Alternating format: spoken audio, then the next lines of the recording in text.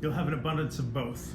I had the unusual good fortune of attending an extraordinary alternative public high school, the Chicago Public High School for Metropolitan Studies, also known as Metro.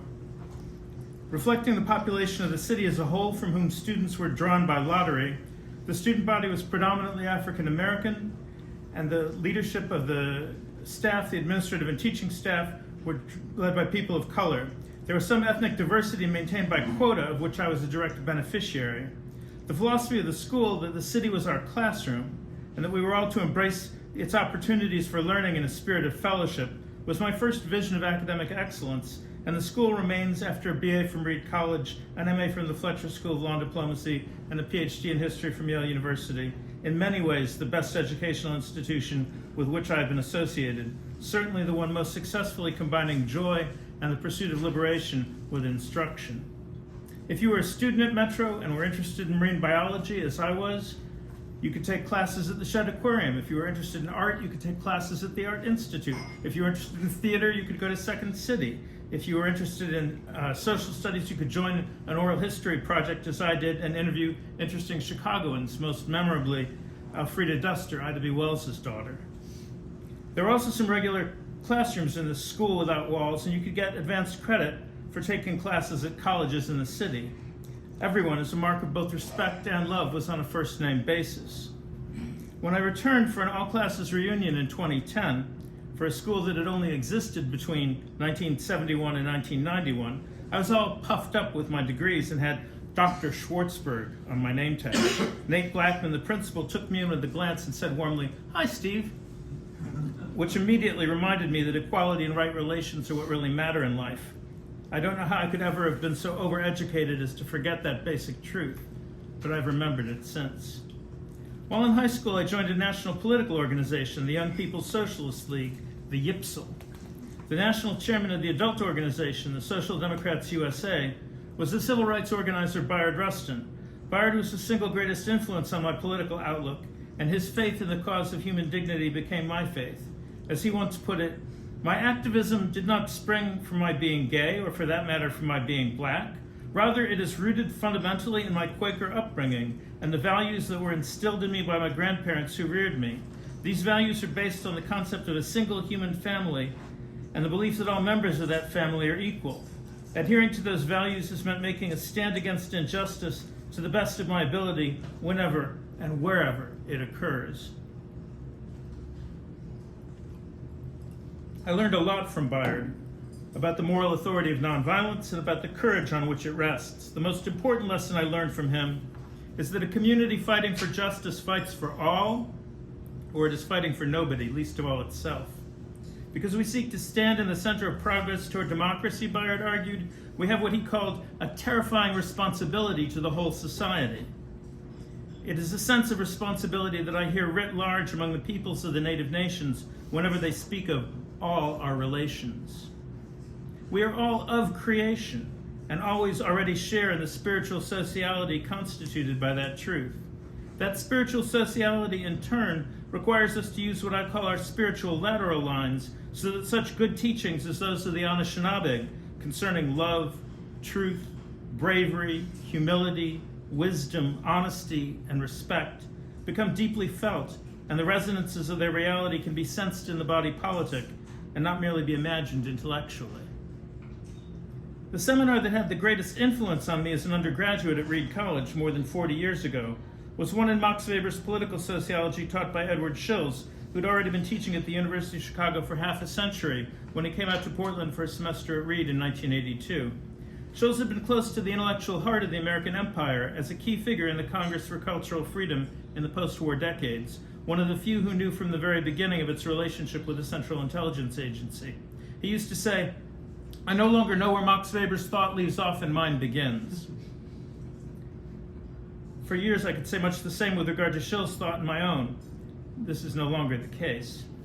My favorite story about Shills' generosity is told by another of his students, Leah Greenfeld, who arrived on his doorstep in graduate school one day to be greeted as follows. "Mrs. Greenfeld, I disagree with everything you write. If I did not, I would have to reject my own conclusions of the past 10 years. But I think that what you have to say is very important, and I want you to write and publish an essay on this subject." She reports that Shills then guided her through 3 drafts of her essay, polishing and strengthening an argument designed to prove that he was wrong. As she comments, I was already then struck by the exceptional generosity of spirit and selflessness exhibited in this reaction. I understand now that it also reflected his dedication to the thing beyond him, the ideal that he served, and a particular tradition of inquiry which was to achieve the knowledge of this ideal. He welcomed every honest effort to carry on this tradition. What mattered for him was not whether he was right or wrong, but the truth. In addition to the truth, the concept of civility, the concept of the virtue of the citizen, and their concern for the common good, was a concept of central importance in Shill's thinking. He believed, with some reason, that his emphasis on the importance of concern for the common good in social action was unique in the social sciences. I am probably the only social scientist who asserts that there is a concern for the common good simultaneously experienced in many individuals, in some even many politicians, and in many ordinary persons, local civic leaders, etc. I do not argue that the collective self-consciousness of the society predominates in all their actions, or that it is a high position of precedence in the outlook and conduct of the large majority. I argue that it exists to some extent in most large societies, and not least in the United States, even at present, when my belief that this is so among my own fellow countrymen is put under tense strain. Most social scientists attribute all action to self-enhancement, self-protection, the exploitation and deception of others. Strategies is the common and revealing word. Yet I insist that this is not the case, and I'm staking the final vindications of my intellectual history, or rather assessment of my lifelong wrestling with and skirmishing with the world on behalf of the truth about itself. One place where my thinking diverges from Shill's is with regard to our understanding of the relationship between the common good and the collective self-consciousness of a society. To my way of thinking, this collective self-consciousness must be influenced and informed by global knowledge, and I'll talk more about what I mean by global knowledge in a few minutes, if it is to be of genuine service to the global common good that serves the common good of each and all of us, and it must seek liberation from a politics of egotism to succeed. If an analogy with an individual mind might be accepted, putting aside for the moment the connections among all minds, an ego is that part of a mind that seeks to separate from the whole, and indeed that seeks to dominate and control the whole as if that were possible. The collective ego that is constituted by the state similarly seeks to separate from and dominate the whole, beginning with its own nation. But a nation rests on a matrix of affinity among a people, on the love we share for each other, and on our collective self-consciousness, not that of the government. The nation is much more appropriately considered as belonging to the people rather than to the state. When I ran for Congress in 2018, I started my campaign here at the Chicago Literary Club with a speech on America and the Kingdom. As I'm thinking of running again in 2026, I want to again offer a disclaimer. As our bylaws insist, the Chicago Literary Club as such shall express no opinions on religion, politics, social science, political economy, or any other subject. The opinions I will offer here tonight on all of these subjects are my own. I began my talk back in 2017 as follows. The promise of the American Revolution runs deep, yet it does not run as deep as the promise of the kingdom of God. And it is the relationship between America and the kingdom that I want us to think about tonight. I intend to argue that if the promise of America is to be saved from the dangers that now confront us, as a country and as a world, the promise of the kingdom must be articulated anew, perhaps in a language more acceptable to secular folk, and maybe even to some atheists, so that the dynamic tension between America and the kingdom that strengthened the American experiment at the founding and that helped to renew it at numerous critical junctures in our past can be restored and redeemed. The alternative of collapsing the kingdom into America by claiming that the end of history has arrived and that it is liberal capitalism has been tried and found wanting since the end of the Soviet Union. The alternative of collapsing America into the kingdom and claiming that all our sins and crimes, from slavery and genocide to bigotry and misogyny, from Indian removal in the 19th century to the invasion of Iraq in the 21st century, are somehow to be ignored because America is great relative to other countries, or allegedly on its way back to greatness is bankrupt as well. So too would be a failure to acknowledge and build on American goodness, on the good that we have done from establishing a flawed but tangible democracy, a democracy with a proven capacity to correct mistakes and expand the frontiers of self-government in the direction of including all of the inhabitants of our land as equal citizens who are part of a common nation dedicated, at least rhetorically, to the ideal of liberty and justice for all, to helping to turn former enemies into friends in both Germany and Japan after the Second World War, to numerous other less well-known good deeds in which America has sought to help others pursue political liberty and sometimes even social justice, as well as liberal capitalism. It is from the vantage point of how my thinking has evolved since then that I wish to speak with you tonight. But first I want to talk a little bit more about when I was in the IPSL. One of my mentors in those days was Tom Kahn, who was at the time the executive assistant to the AFL-CIO's Lane Kirkland and the editor of Free Trade Union News. Working with Bayard Rustin, Tom had played a significant role in the civil rights movement, particularly in the March on Washington for Jobs and Freedom in 1963, and in seeking support for A. Philip Randolph's Freedom Budget later in the decade, with its call for a federal commitment to undertake the massive investment required to abolish poverty in this country in 10 years. In my first run for Congress in 2018, I called for a 21st century freedom budget. If I run again, I will stress that such a budget would not only guarantee employment for all those able and willing to work, it would help to restore natural waterways and wetlands in both rural and urban settings, to increase and rewild our forests and to restore mangroves and mangrove islands along our coasts, to fix our shipping locks and roads and bridges and our railways and mass transit systems, to transform our agricultural and educational and housing and childcare practices with wise public investments, and to fundamentally revise our whole healthcare system so that insurance bureaucrats and squeeze artists concerned with efficiency rather than medicine are removed from the provision of what I call abundant care for all. As long as we begin our public policy from a position of compassion and generosity, recovery for our society and for all our relations is possible. My undergraduate alma mater, Reed College, has successfully invested in restoring a natural spring-fed lake and canyon on the college's grounds to which salmon have now returned, making the journey all the way from the Pacific Ocean. There is immense healing power in the earth. We cannot, in my opinion, avoid global warming, but we can begin again to respect the earth. That will in turn help us to adjust to our new weather systems in the way that we must, the way that involves our all becoming better at helping each other out. What we need now and what we will need more keenly in the future is brotherhood first and not America first. And that brotherhood must extend to all our kith and kin, to all living beings. In the 1970s, Tom Kahn's newsletter, Free Trade Union News, carried information on the struggles of trade unionists in almost every country in the world. Wherever people were struggling for better wages and working conditions, as well as for fundamental freedoms, whether under right-wing dictatorships or left-wing dictatorships or under democracies. Reading this newsletter gave me a sense of being connected in global solidarity. Over the course of the summer between my senior year of high school and my freshman year of college, more than 10 million people, almost the entire workforce of the country, joined the Solidarity Trade Union movement in Poland and participated in a peaceful and successful general strike. And suddenly what had seemed the solid granite of the Soviet Empire began to dramatically crumble away, and it became possible to visualize a social democratic, post-communist global future. Whether we know it now or not, what mattered to these peoples mattered enormously to the American people and still does. The whole outcome of the Cold War hinged upon it. I thought at the time that advancing the cause of social democratic victory in the Cold War would be my life's work. But as Tom once said, those who set out to change the world must expect the likelihood that the world will return the favor. Now I think of global solidarity more in terms of indigenous-led ecological movements, such as those opposing the copper mine at Oak Flat and the lithium mine at Thacker Pass, and opposing the Dakota Access Pipeline and many other pipelines, and of course, supporting the rights of Native nations everywhere to live free from foreign domination.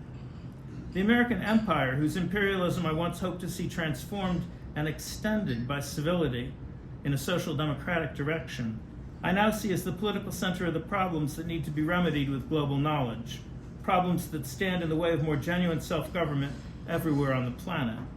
These problems that our world faces are often hidden from public discussion and consideration behind such cloudy terms as democracy and global leadership, to say nothing of national security and liberal capitalism. We use such terms to sustain our vision of ourselves as being founded as a shining city on a hill and as serving as an exemplar, perhaps the exemplar, for the future of humanity. In point of fact, in a direct violation of our Constitution, we've committed many genocides and land thefts, and have never corrected the laws that enabled those and subsequent and ongoing atrocities. Rather than the seemingly solid granite of the Soviet Empire, we confront the more supple obscurantism of our own. There are other aggressors in the world, and we are by no means the only source of the world's problems. Fortunately, the beginnings of a solution to all of these problems can be found in the global knowledge and the intuitive intelligence of indigenous peoples everywhere, a knowledge and an intuition that is accessible to all who wish to live with the earth.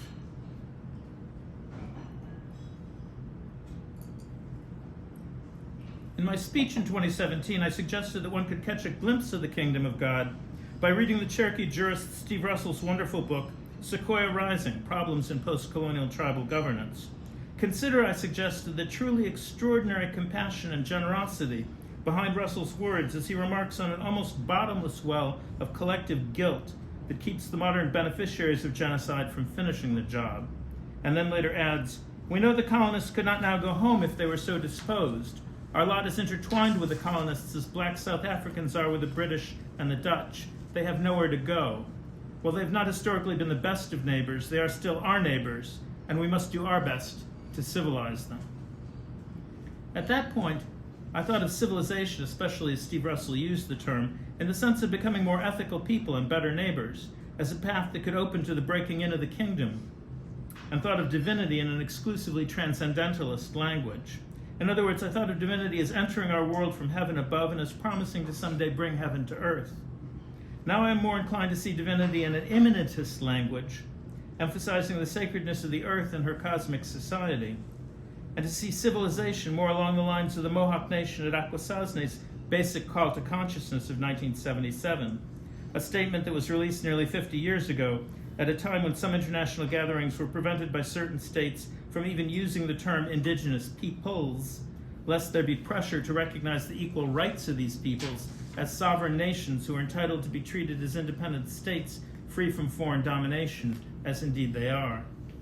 Drafted by the scholar John Mohawk and carefully reviewed and revised by the Haudenosaunee Council of Chiefs, the basic call to consciousness was a wake-up call to humanity. Decades before the climate crisis was on anyone's lips, it warned that industrial exploitation and destruction of the natural world threatened the survival of life on Earth. The way of life known as Western civilization is on a death path, and its culture has no viable answers, the document declared. The air is foul, the water's poisoned, the trees dying, the animals are disappearing. We think even the systems of weather are changing. Remember, this is half a century ago. The people who are living on this planet need to break with the narrow concept of human liberation and begin to see liberation as something that needs to be extended to the whole of the natural world.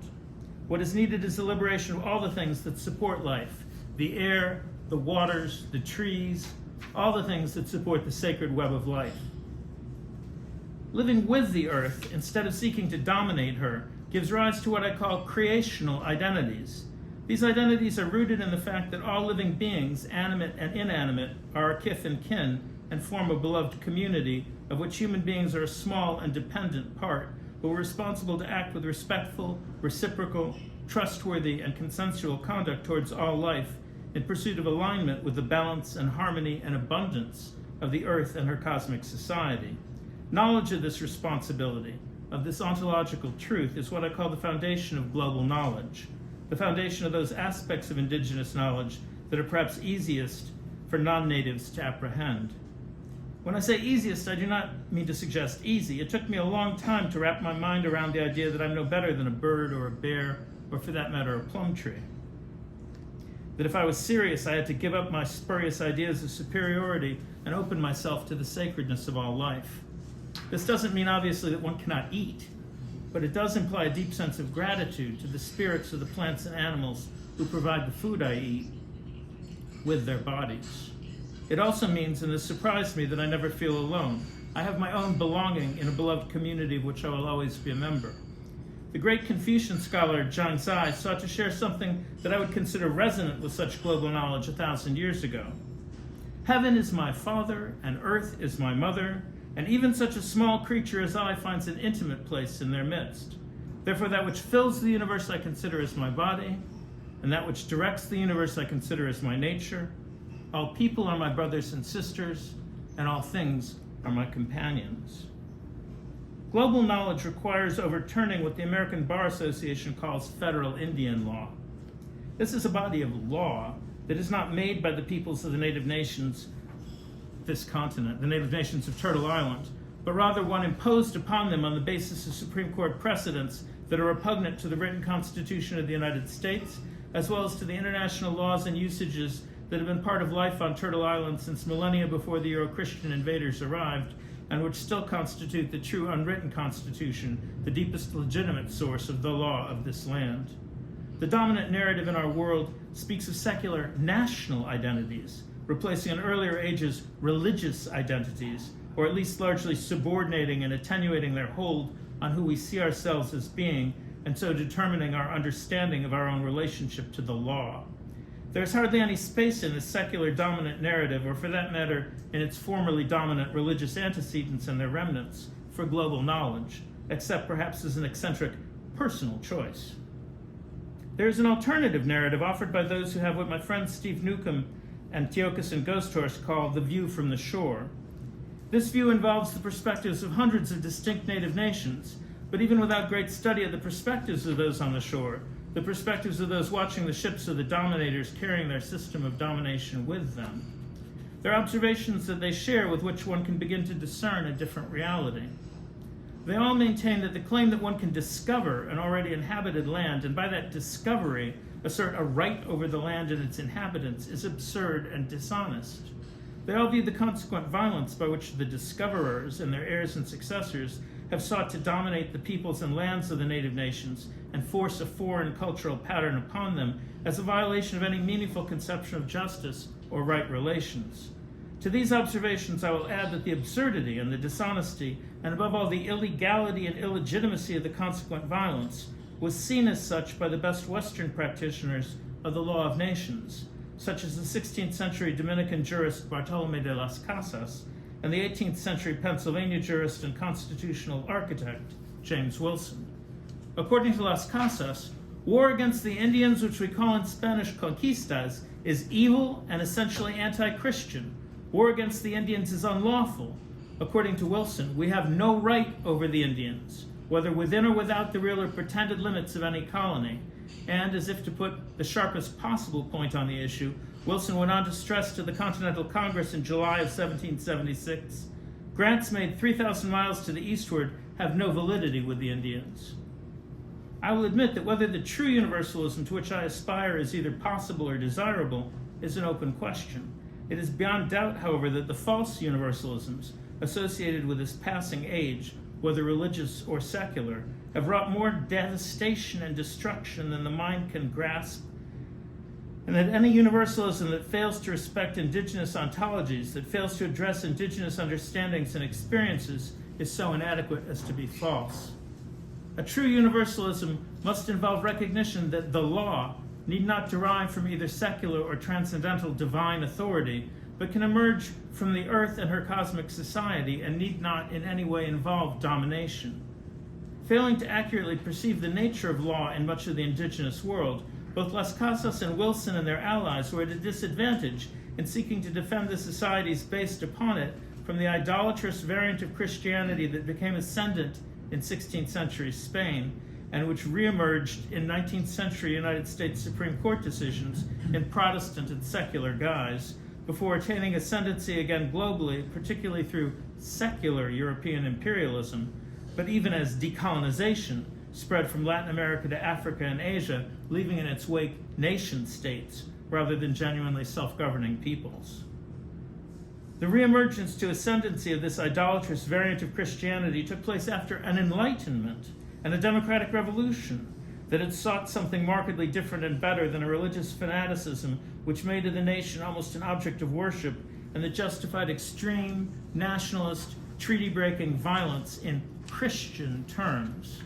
It is this idolatrous variant of Christianity, placing violence on behalf of the nation as an idol before God in the name of Christianity, which led to the Supreme Court's wrongly decided opinions in Johnson v. McIntosh in 1823 and in Cherokee Nation v. Georgia in 1831. Without the legal structure established by these decisions, without this systematic denial to the peoples of the native nations of their constitutional rights, the land thefts and genocides of the 1830s, as well as those that followed in the so-called Indian Wars, could never have taken place.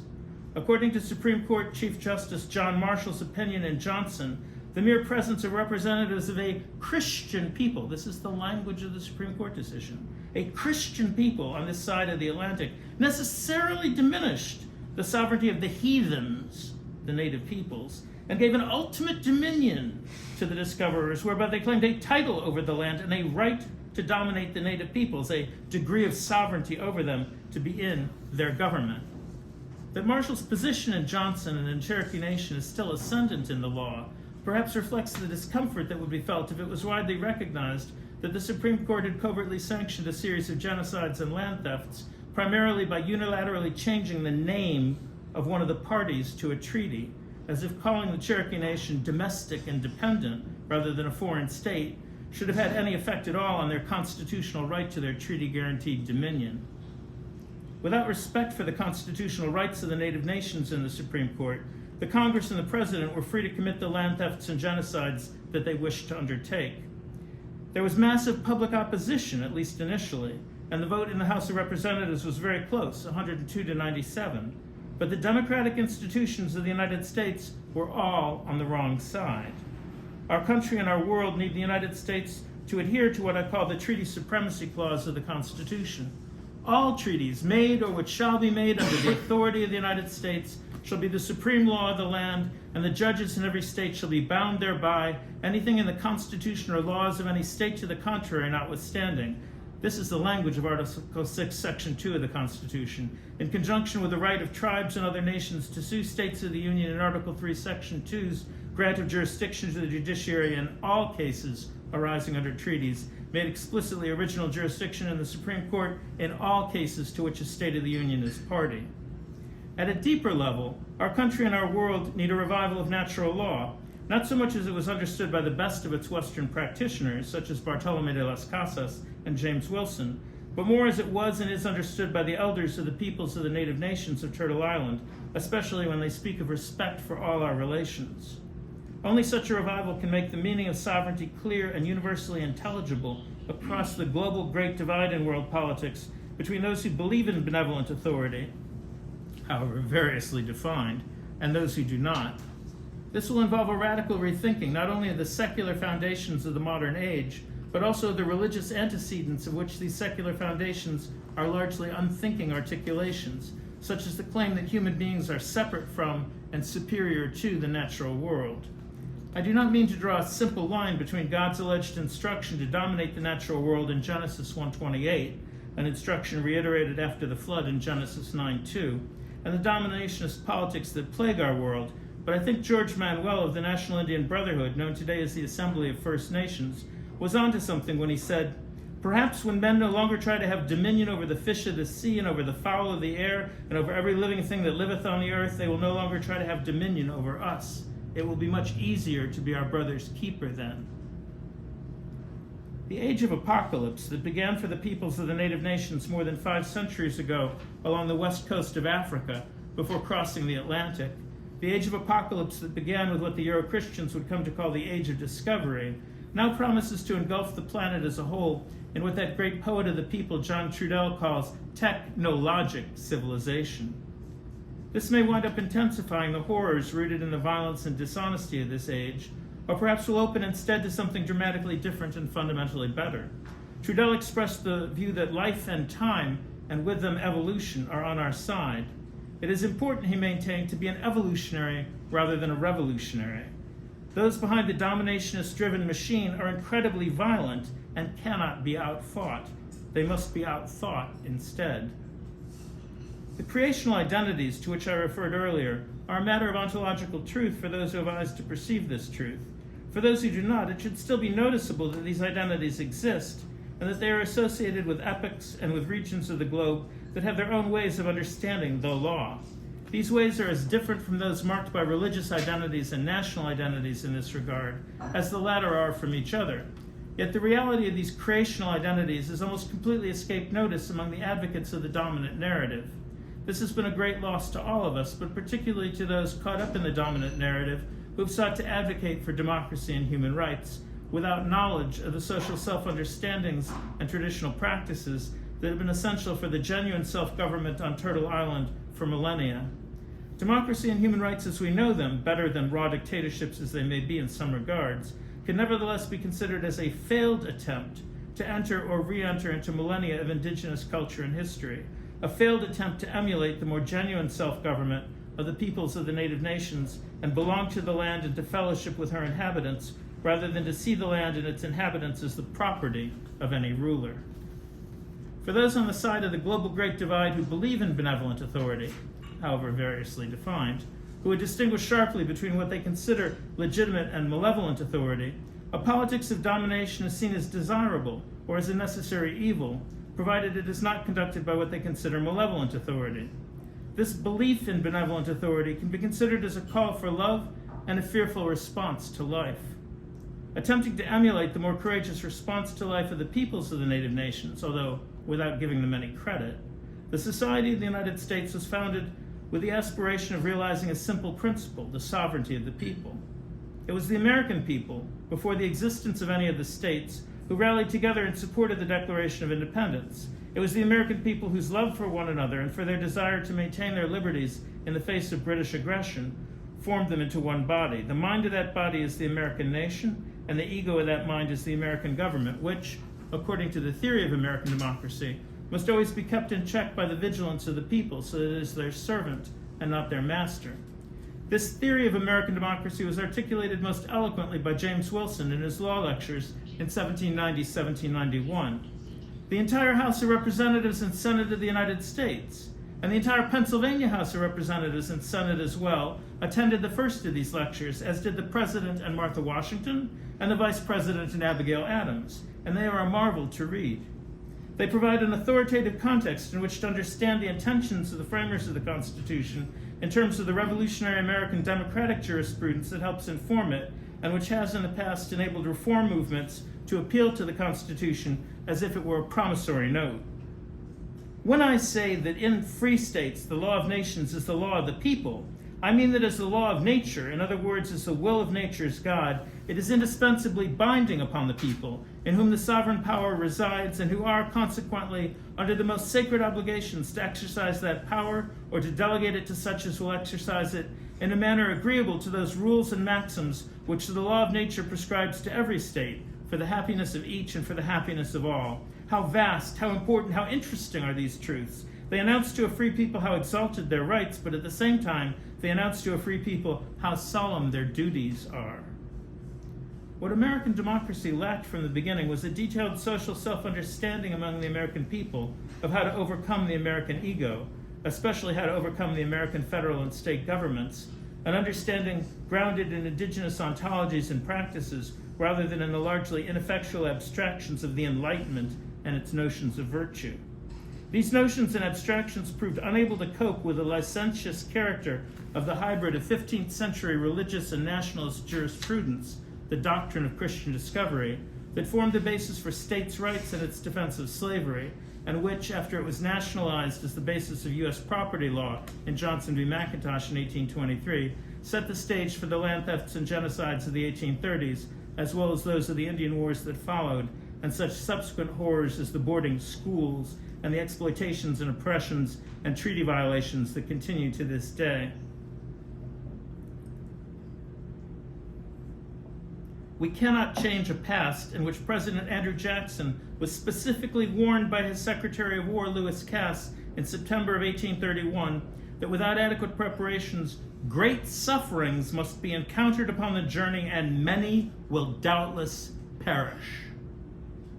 When in a matter of months, 1 in 5 members of the Choctaw Nation were dead, and the killing, for that is what it was, went on for year after year, for a decade, as nation after nation was driven west and away from their ancestral lands. The death toll would probably exceed 60 million people if it were to happen to the American people today. That is the scale of the horror. We can and we must repudiate and overturn the body of law that allowed these and subsequent crimes, as well as the assaults on the peoples of the native nations masked by a spurious legality, that are currently being inflicted upon them in accordance with the poisonous precedents of the Marshall Trilogy, especially the false claim of a right to dominate the native nations and their lands and to unilaterally ignore or override treaty obligations to them on the basis of a plenary power or an ultimate dominion that simply does not exist in either the individual states or the United States according to constitutional law properly construed. That American democratic institutions, including the Supreme Court, sanctioned the genocide of the 1830s underlines the fact that the ascendant tradition in American jurisprudence since Johnson v. McIntosh has been informed by nationalism more than by a Wilsonian vision of democracy. This has been true globally as well. Governments calling themselves liberal democracies have spread internationally during these years, and a civil war was even fought in the United States over slavery, in part because of continuing belief in the natural law appealed to in the Declaration of Independence. But it has been the framework of nationalism that has emerged triumphant in what is commonly seen as the law. I consider nationalism's misguided view of society as ultimately rooted in the way the axial age religions redefined divinity in transcendental rather than immanent language. This redefinition drew perceptions of the sacred away from the indwelling spirits of the earth and her inhabitants and their relationships towards the sky or some other higher realm. It ultimately led to an emphasis on the framework of a legal and moral order to be established, maintained, and developed by an allegedly benevolent authority, supposedly acting in defense of ideas of justice and rights informed by the transcendental values of an international moral and legal order, rather than an emphasis on the responsibilities of all to engage in respectful, reciprocal, trustworthy, and consensual conduct towards all life in order to maintain alignment and balance and harmony with the abundance of a cosmic society of which humans are a small and dependent part, the society of our grandmother Earth.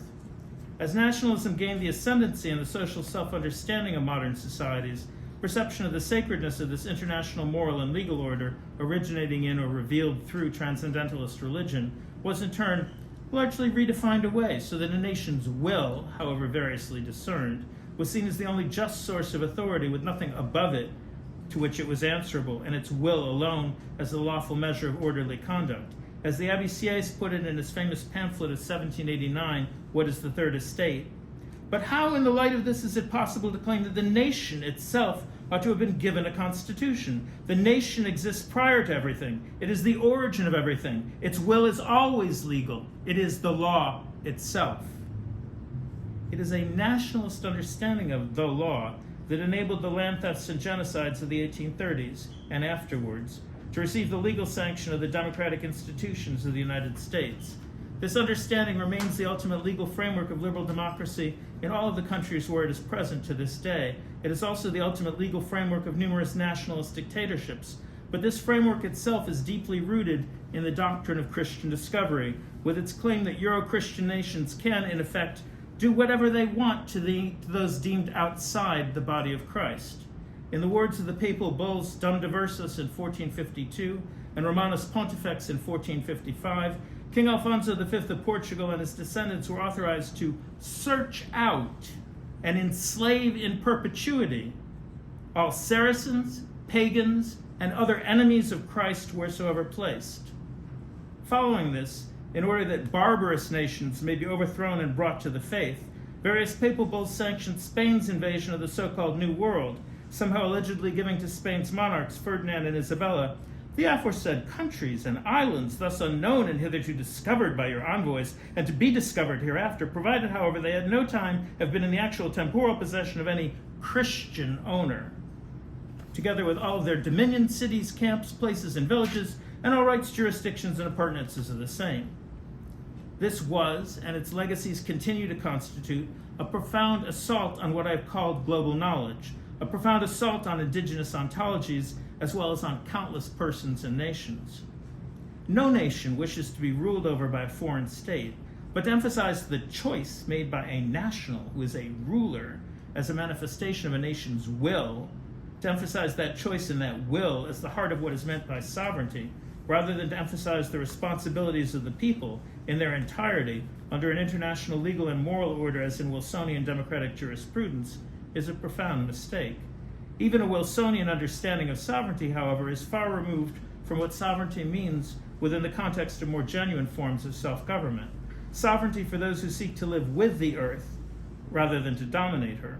Sovereignty for those with creational identities is all about maintaining right relationships, through respectful, reciprocal, trustworthy, and consensual conduct in accord with a harmony and a balance and an abundance that is given by nature and our interconnectedness and not in any way created, maintained, or developed by an authority, whether religious or secular. At a deep level, one could argue that every proper interpretation of any American Constitution is bound to comply with the international laws and usages of this continent that preceded the Euro-Christian invasion. One could argue that these laws and usages are the true constitution of this land, of which all of the American constitutions are poorly rooted expressions that have so far failed to guarantee equal belonging and equal rights to all, and that the true constitution of this land is what should govern. Brother Gabriel Sagard's early 17th century account of the Wendat nation, a work that became a bestseller in Europe cited by both Locke and Voltaire, is one of many that David Graeber and David Wengrow review in The Dawn of Everything.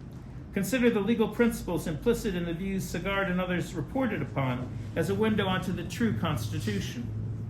They reciprocate hospitality and give such assistance to one another that the necessities of all are provided for without there being any indigent beggar in their towns and villages. And they considered it a very bad thing when they heard it said that there were in France a great many of these needy beggars, and thought this was for lack of charity in us and blamed us for it severely. The Jesuit missionary Lejeune wrote of the Montagnais Nascapi in 1642, they imagined that they ought by right of birth to enjoy the liberty of wild-ass colts, rendering no homage to anyone whomsoever except when they like. They have reproached me 100 times because we fear our captains, while they laugh at and make sport of theirs. All the authority of their chief is in his tongue's end, for he is powerful so far as he is eloquent, and even if he kills himself talking and haranguing, he will not be obeyed unless he pleases the savages. Writing of the Wendat in 1648, Father Lalemant noted, they are free people, each of whom considers himself of as much consequence as the others, and they submit to their chiefs only insofar as it pleases them.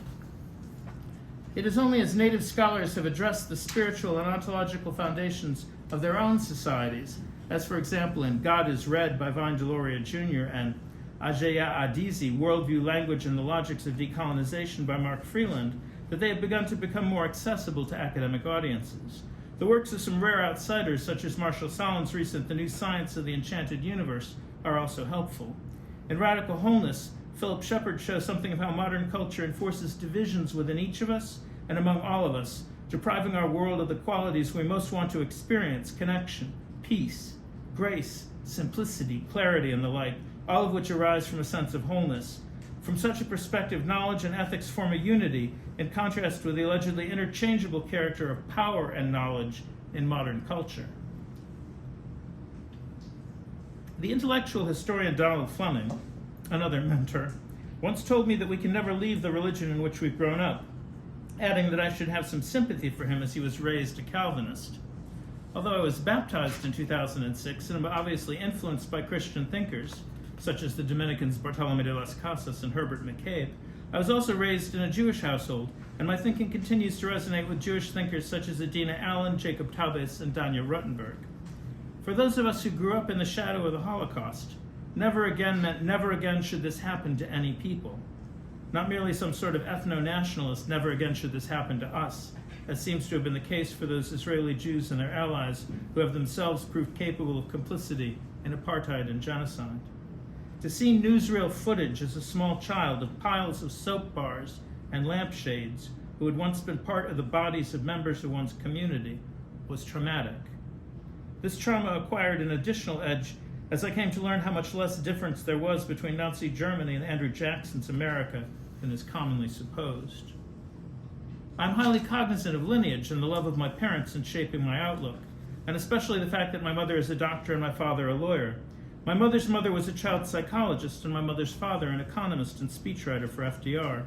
My mother's parents were anarchists, and I was raised with stories of the communities they had helped to form, including the Farrar Modern School in Stelton Colony. When I read the Bible, which helps inform my perspective, I do so through a worldview that rejects binaries and seeks a non-dualist understanding. I'll illustrate something of my approach to Scripture with a gloss on the openings of Genesis and the Gospel of John. In the beginning, God, and in the beginning was the Word. I think the word God here refers to the spirit, consciousness, and energy that constitutes and transcends the whole of reality, extending an inexorable pure good intention from eternity into time and creating heaven and earth. Before this creation, in a sense just before the beginning, the earth was formless and empty, darkness was over the surface of the deep, and the Spirit of God was hovering over the waters. Darkness, the deep, and the waters, at least as I see them, existed before heaven and earth were formed. They are good as they are obviously part of the goodness of creation, and the goodness of creation would not have proceeded with them without comment in the narrative if they were neutral or bad. Like the rest of divinity, they are love, or like the rest of creation, they are an extension of love. With darkness, the deep, and the waters as distinct aspects of reality, reference to the whole that contains all and transcends all, God, has subtly begun to change meaning in the story with the emergence of time in the narrative. God has not changed, but our understanding of what that word conveys in the story has begun to do so. In part, this is because of the inevitably particular perspectives of human beings, and in this case of the ancient Jewish thinkers from whom the common concepts of God that many of us share descend. The patriarchalism in their perspectives led to the elision of most of the divine feminine aspects of the whole that contains all and transcends all. These divine feminine aspects of God's personhood I see as hidden in darkness, which I associate with consciousness, the deep, which I associate with spirit, and the waters, which I associate with energy, as well as in other places in the story, such as in the first person plural, in the words, "Let us make mankind in our image, in our likeness." We might speak in neo-Trinitarian terms of God the Mother, darkness who gives birth to all things, God the Grandmother, the deep who abides in all things, and God the Daughter, the waters who help renew and sustain, but who can also help dissolve. This is a contrast and not an analog with the more traditional Christian formulation of God the Father, God the Son, and God the Holy Spirit. All such formulations, however, are merely ways of talking about aspects of divinity. If they are helpful, they point us beyond words and help us to think about or intuit more than words can convey. Hopefully my words here help us to think about cosmic flows and complementarities of masculine and feminine energies within each of us and within the universe as they shape our experiences and our worlds, as well as the universe we share. I'm thinking here not only of the complementarities of yin and yang, but also of complex harmonies across time. For example, I think of the magma flows within the Earth's mantle as an expression of feminine energies capable of erupting in ways that transform landscapes and in time give rise to particularly nurturing soils. It is by no means clear that the darkness, the deep, and the waters can be included among the things that were made through Christ in the New Testament account, or whether, as in the Old Testament account, they pre-existed the light.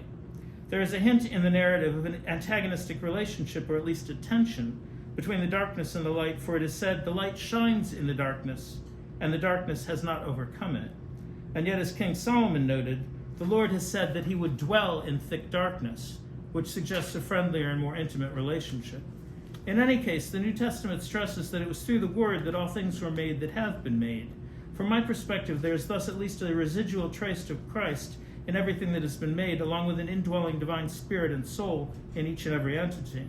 In short, I'm a kind of panentheist who sees Christ in all living beings, animate and inanimate, and who seeks to learn of Christ from all living beings, as each and all of them are part of the goodness of creation and paths to appreciate and better understand the inexhaustible mysteries of the pure good intention behind creation. These beings are siblings and companions. They are with and within us in eternity and with and among us in time.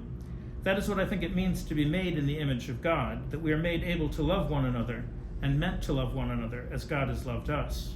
To align our spirit, in other words, with both earth and heaven, receiving and extending the love they are communicating. What is needed are not new theologies of God so much as new ontologies that convey viable social self-understandings of how to maintain right and respectful relations with creation and divinity, with all our relations. These social self-understandings, in turn, if they are to be truly viable, must rest on what our hearts feel and be embedded in ceremonies and practices that are or that can become traditional. Those Euro-Christians who have felt God's love in our lives are not going to let go of what we feel. We may, however, come to be more genuinely social in the love we share, to cease stealing from others, to repudiate our misguided claims to domination, and to adopt right and respectful relations with all life. To be more genuinely social in our love is to love all those in Earth's cosmic society. It is not to seek forgiveness and reconciliation, which we have no right to do while we continue in our dishonest and violent ways, but rather to open ourselves to inner transformation while ensuring that our native neighbors have viable and growing land bases, and while renouncing any claim of a right on our part to dominate them or their lands. As someone who has hurt women through unthinking masculine aggression, not physically but certainly emotionally, I have to believe that redemption is possible even for aggressors. I have to believe it's possible to turn aggressive energies into protective energies by stripping them of their pursuit of domination. This requires not a justice-centered masculinity, which is probably doomed to simply replicate old patterns in new forms, but a heart-centered masculinity that seeks to root itself in profound humility and accountability. This kind of masculinity does not rush to fix or to impose its presence, but instead offers to witness the truth of all wounds with patience and openness. This begins internally, contemplating not how can I save, but how might I hold space for their pain and dignity to exist as they are. The justice-centered masculine framework often brings a felt need to justify or explain harm, intent over impact. Heart-centered masculinity relinquishes this, instead embracing silence when needed, allowing space for those who have been hurt to express rage, grief, or mistrust without deflecting or centering itself. The work of repairing cannot begin with assumptions or solutions. It grows by absorbing stories, experiences, and truths, not to diminish masculine identity, but to transform it, requiring men to model vulnerability without placing the burden of their healing upon those already harmed. In seeking to overcome our egos, whether as individuals or as collectivities, there are two basic paths. An external path concerned with the development of ethical principles and benevolent authority that often degenerates into strident assertions of and preoccupations with alleged moral purity and impurity, and an internal path concerned with our felt connections with all life as part of who we are.